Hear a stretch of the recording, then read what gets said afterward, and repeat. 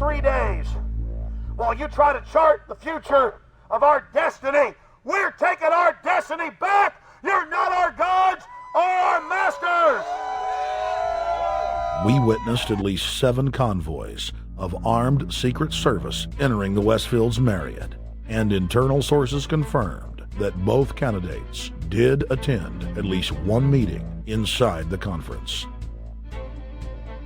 While the Bilderberg Group was 100% successful in 2008 at keeping their name out of the mainstream media, they did not fare as well when it came to the exploding independent press. During the entire 2-day event, anti-New World Order protesters and alternative media encircled the hotel.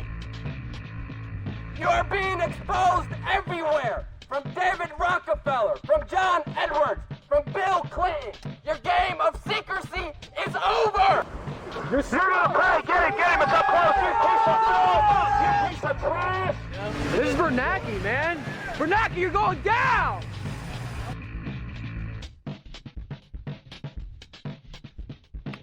Obama, we know you're here, Obama. You cleared your schedule for the next 3 days. We know you're in Virginia.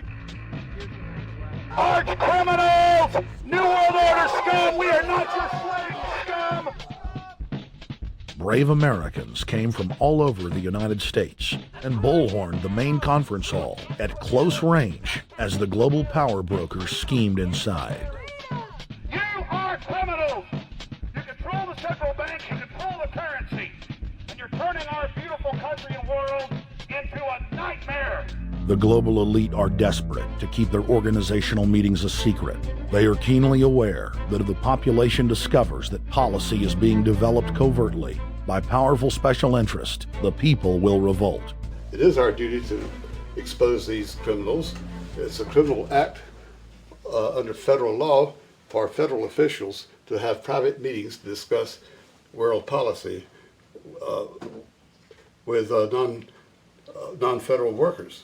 So everybody from the State Department, Treasury Department, White House, Defense Department, and others who show up, as they always do, they're committing a criminal act simply by being here to attend a secret meeting with officials from other countries to discuss U.S. policy in the world. So literally it's a criminal act. And every newspaper, every broadcaster has a patriotic duty to expose these scum and the evil they project. The election primaries served as a great diversion, while the true future course of the nation was being set behind closed doors. You've got, obviously, the Bilderberger Group, founded by the former Nazi Prince Bernhard of Holland. You've got the Trilateral Commission, founded by David Rockefeller's Zbigniew Brzezinski. They're the ones who ran the Carter administration. Everybody in the Carter administration, from Carter and Mondale and Volcker and Brzezinski, were all members of the Trilateral Commission. Founding member of rap sensation Public Enemy, Professor Griff, gave us his view of the Obama phenomenon. Barack Obama's been given a pass by the Blue Bloods. He's been given the okay by certain secret societies for them to let him in. I truly believe imperialism and fascism needs a facelift. And that facelift is going to have to be black. And the reason why I believe that, simply because I think they're trying to go into Africa. Well, they're already in Africa. But they want to totally control all the natural minerals that they're going to need to carry themselves into the 21st, 22nd, and 23rd centuries. You follow me? So I think they have to go through a phase of galvanizing the masses of dark-skinned people that truly believe that change needs to come. But the change that they're talking about is not necessarily change for the better as far as the masses of the people. It's probably a better change for them. It's not going to change for us, the little man on the totem pole. And no one looks at the agenda. As long as he positions himself right, have the right tie on, have the right smile, repeats the slogans over and over and drives it home, the average American is just going to swallow it hook, line, and sinker. And we don't even know what the agenda is. Writing in his 1964 book, With No Apologies, Senator Barry Goldwater said, The Trilateral Commission is intended to be the vehicle for multinational consolidation of the commercial and banking interest by seizing control of the political government of the United States. The Trilateral Commission represents a skillful, coordinated effort to seize control and consolidate the four centers of power: political, monetary, intellectual, and ecclesiastical. What the Trilateral Commission intends is to create a worldwide economic power superior to the political governments of the nation-states involved. As managers and creators of the system, they will rule the future. Bilderberg issues executive decisions and prime directives to its subdirectorates for implementation. The Trilateral Commission takes the Bilderberg Group agenda and executes it through regional roundtable groups throughout Europe, Asia, and the Americas. The Council on Foreign Relations serves as the managing roundtable group in the United States sector. The Council on Foreign Relations has dominated every administration since the days of FDR. The way in which they make policy and rule is that they are a polycentric oligarchical system. You have to be a finance oligarch. Remember, this is not a society ruled by generals, not by priests, not by bureaucrats, not by demagogues, none of those, but by bankers. Bankers rule, and the bankers set up these institutions. They set up things modeled on the Royal Institute for International Affairs, Chatham House, and the Milner Round Table of the period right after the Boer War, so even before World War I. You had the British setting up these round tables, institutes with publications and conferences, and this is how they make policy. Upon Obama's inauguration, members of the Bilderberg Group, Trilateral Commission, and CFR flooded into every position of power in the executive branch, replacing Trilateral Commission and CFR members who previously filled the positions during the Bush administration. When you look at the U.S. ruling class, you'd have to say that they're a really pathetic bunch of failures and bunglers. They are a miserable excuse for a ruling class. And that's one of the big problems we have, is you go from Clinton to Bush to Obama. What stays the same is the ruling elite that gives these puppets the orders that they act on. And these orders are wrong-headed, let's say, to say the least. They're basically bankrupt. They're going to lead to the collapse of this civilization. What they're doing is using the existence of the United States as a formerly powerful nation state to act out their Wall Street fantasies of world domination and maintaining their capital structures and maintaining their system of looting. And this can't be done. So the basic question is, they've hijacked our country and you got to take it back from them. You've got to drive Wall Street out of the government, and at that point you'd have a reasonable chance of getting back to prosperity and some kind of peace and order in international affairs. We had a chance to speak with economist and author George Humphrey. They have created a power elite. And we're not talking about the millionaire down the street. You can't even be a member of their club unless you're a multi-billionaire. And friends, this is not about rich versus poor.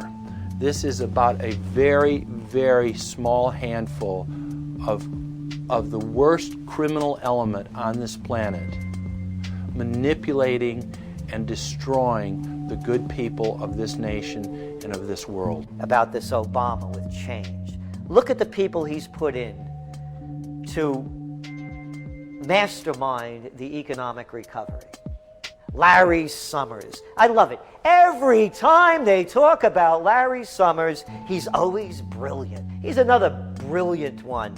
He's the one that helped dismantle the Glass-Steagall Act, the banking act that was put in place in the 1930s, so the banks couldn't become the banksters that they become. In the 1990s, you had the beginning of the derivatives bubble, thanks to people like Alan Greenspan, Rubin, Summers, a lot of the people who are now back in the Obama administration. And the derivatives, I think, are the centerpiece of this entire problem today. These are the same people. Geithner from the Treasury Department. Could you imagine that? Now we have the U.S. Treasury Secretary, who also is a Robert Rubin protege of the Larry Summers Group, that dismantled Glass-Steagall and broke apart the regulations that would have prohibited the banks and brokerages from becoming these criminals. He was the former president of the New York Federal Reserve, And now he's our Treasury Secretary? And as we all know, the Federal Reserve is as federal as Federal Express. It's a private bank. And now we've put this guy in charge of it? I mean, can't Wall Street has hijacked Washington in broad daylight. Every single one of his appointments support the status quo. Every one of his appointments are there to screw the American people. Every single one of his appointments are people who are working to bring down the Republic and the Constitution of this country. Secretary of the Treasury, Timothy Geithner, Bilderberg Group and Trilateral Commission member. Secretary of State Hillary Clinton is a Bilderberg and CFR member. She is also married to Trilateral Commission member William Jefferson Clinton. Ambassador to the United Nations Susan Rice, Trilateral Commission. National Security Advisor General James L. Jones, Bilderberg, Trilateral Commission, and CFR. Deputy National Security Advisor Thomas Donilon, Trilateral Commission, CFR. Special State Department Envoy Henry Kissinger, Bilderberg Group, Trilateral Commission, and CFR. Chairman, Economic Recovery Committee, Paul Volcker, Bilderberg Group, Trilateral Commission, Council on Foreign Relations. The Director of National Intelligence, Admiral Dennis C. Blair, Bilderberg Group, Trilateral Commission, CFR. Secretary of Defense Robert Gates, Bilderberg Group, Trilateral Commission, CFR. Deputy Secretary of State James Steinberg, Bilderberg Group, Trilateral Commission, CFR. State Department Special Envoy Richard Haass, Bilderberg Group, Trilateral Commission, and President of the CFR. Obama Presidential Advisor Alan Greenspan, Bilderberg Group, Trilateral Commission, CFR. State Department Special Envoy Richard C. Holbrooke, Bilderberg, Trilateral, CFR. And the list goes on and on. Even if Barack Obama were the most wonderful person in the world, he was groomed and brought to power by the global elite to carry out their agenda. Humanity must look past Obama and realize that presidents come and go, but the shadow government and their program of global enslavement continues. How could people be so stupid and gullible to believe a bunch of political people? So people who voted for Obama were trying to express, I think, first of all, something worthwhile. The hatred for Bush, Cheney, the neocons, the desire to punish the Republicans for their adventures, their police state, and their economic depression. The second question was on the economy. People felt that Bush was selling them down the river into a world depression. He is, of course, the new Herbert Hoover in that regard, so they were trying to get something different from that. The tragedy, of course, is, and this is really why Obama was groomed and prepared over a period of almost 30 years now, that Obama is there to frustrate and to deceive all of those hopes. Obama is a cruel hoax. He's a bogus sham. He's an absolute denial of everything that you'd expect from an American president. It is very disturbing to see well-meaning people falling for high-tech propaganda over and over again. It happened after 9/11. The American people en masse were swept into a mob psychology, irrationally throwing their common sense to the wind and doing whatever the administration told them to. The general public eventually caught on to the fact that George W. Bush was a deceitful thug and that the economy was in freefall. In the midst of it all, Barack Obama was there, speaking out against the abuse of the people at the hands of the establishment. With the election of Barack Obama, the world rejoiced that the United States was no longer in the hands of madmen. But unfortunately for humanity, this was another vicious fraud. I want to like the guy. He speaks gently, he's intelligent, he seems to be a man of peace. He is just as charismatic as they come. But you know what? Is that a tree is really, really measured by the quality of its fruit. And when you kind of put away all the flowery words, when you put away all the rhetoric, when you put away all the rock and roll music,